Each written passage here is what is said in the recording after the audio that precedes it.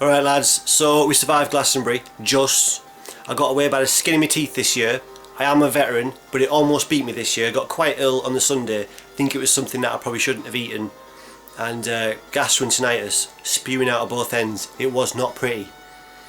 So by the end of Sunday night, that was it. That was it. Glastonbury is a survival escapade, not just a weekend of entertainment. You have to be ready for it, or it will kick you in teeth. Mrs. Shenmuzo is, not actually Mrs. yet, but Mrs. Shenmuzo is a light sleeper. She needs a rest. So she didn't find it easy to recalibrate where we were camping. We were camping in quite a loud area, so I think we've learned some lessons. Next year we'll do it a bit differently. But my summer wouldn't be the same without it. Glastonbury, absolutely amazing place. So unique. Just wish people would respect it a little bit more and clean up after themselves and not throw shit everywhere. Because, you know, you wouldn't do that in your own back garden. So that's a bit depressing. Come on people, pull your finger out. But yeah, Glastonbury, amazing, a great time. I'll link a video actually in the low bar, because every year I intend to go and film some footage of Glastonbury and put it all together in some awesome montage to give you a feel for what it's really like. But I ain't got the editing skills, and it's a ball to carry a camera around, and you'd rather be off enjoying yourself than worrying about, you know, protecting some delicate piece of machinery, you know, through the mad crowds and such. So I will link a video that has been made that does it justice and shows Glastonbury in all its glory. So that's in the low bar, go check that out. Yeah, Nerd Block. Right, this month's Nerd Block was a total bag of shite, in my opinion.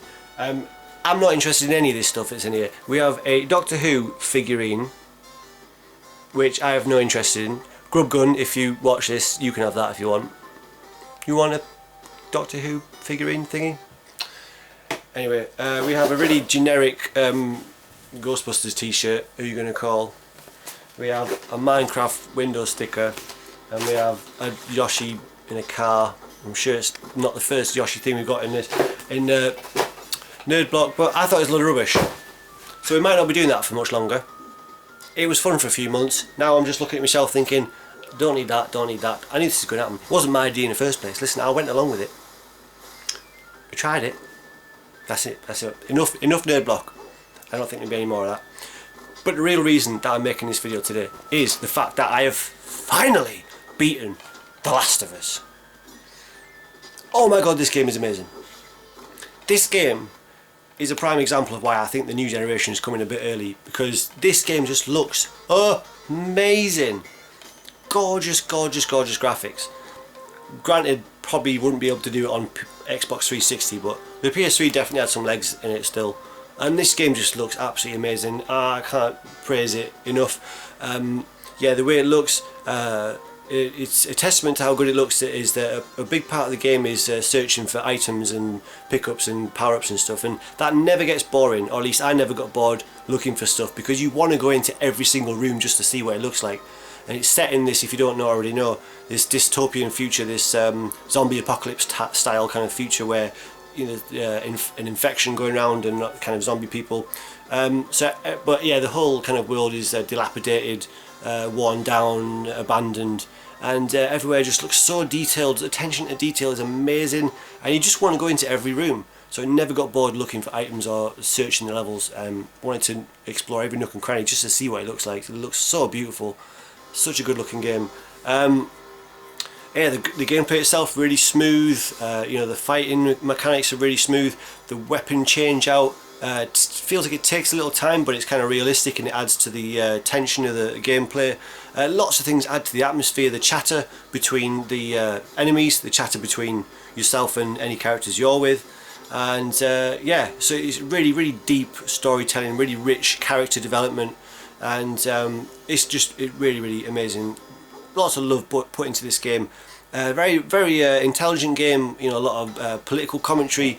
You know, a theme of you know, survival of the fittest. Kind of you know, what is humanity? It's kind of like, for a long time in the game, you kind of it's almost like it's trying to preserve some humanity with this Ellie, with the young girl, and she retains a certain innocence throughout most of the game. You know, she'll see an arcade and want to play on it. She'll see some animals and want to go and pet them or whatever.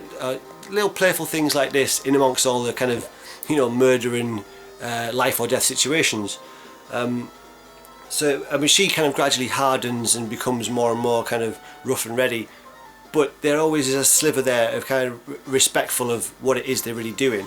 Little commentary on things like recognising that everybody's got a family. So every henchman that you kill, you know, I think it's a joke that's been told in a different way, or a commentary that's been made in a comedic way in, I think Austin Powers is it, but yeah, in this game, just reminding you that everybody's got a history, everybody's got a family, everybody's got a reason to be doing what they're doing, because the lines are blurred somewhat sometimes between, you know, who's goody, who's baddie, and what do you do in the name of whatever it is you're doing.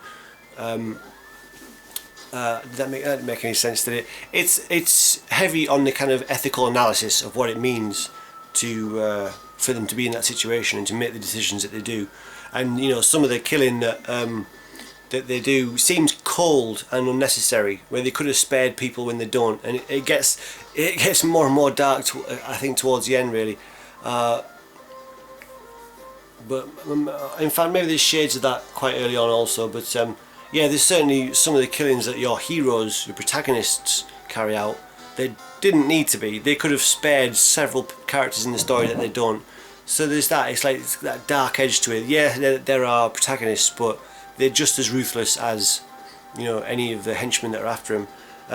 Yeah, like I said, political commentary. The military's cast in a dodgy light. Well, everybody's cast in a dodgy light because it's survival of the fittest, and they're just doing what they need to do to survive. Great storyline, great game mechanics. I absolutely loved it. Really, really cool. So anyway, Shocks, thank you so much. You're finally going to get this game back, and now I have to play something else, because this is part of my mission to clear the backlog of games that I had started but not finished. And the next one I'm going to be playing is another 360 game, and it is Batman Arkham City.